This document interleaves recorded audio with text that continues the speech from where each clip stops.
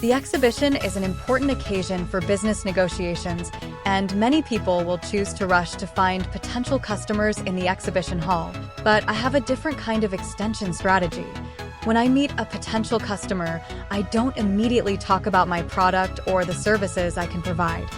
On the contrary, I will regard myself as a buyer to chat with customers, starting from asking whether the other party is coming to China for the first time, or asking how they feel about this Canton fair. These are not easy to cause customer resistance.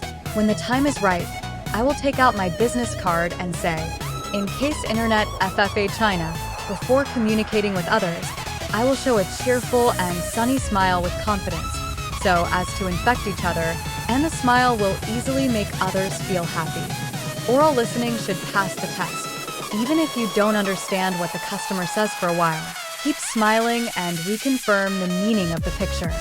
Pardon? Could you please reply that? Sorry, would you please rephrase that? I want to make sure understand you correctly. Sorry, is still didn't. Could you say that again? Yes, if the customer wants to describe a product or related terminology to you, you can ask for it if you don't understand it. Could you please spare the word for me?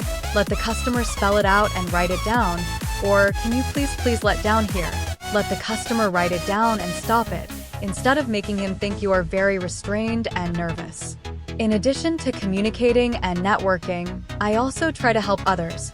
Many customers come to China and face many problems, such as unable to access the internet, unable to apply for a certificate, unable to find a booth, etc.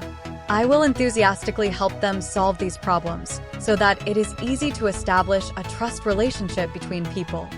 We all know that face-to-face communication is the key to establishing business relations, but in the sea of people at the exhibition, how can customers remember your group photo with customers at a large exhibition like Canton Fair after leaving?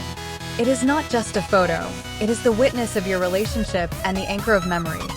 At the moment before you say goodbye, you might as well suggest let us talk for the Gaza, a simple action that can instantly close the distance between you and your customers. Since I started to take photos with customers at the end of the exhibition, I found that the customer's memory of us has obviously improved. Every time I post communication, I attach a photo of us, which not only helps the client remember our meeting, but also deepens the connection between us.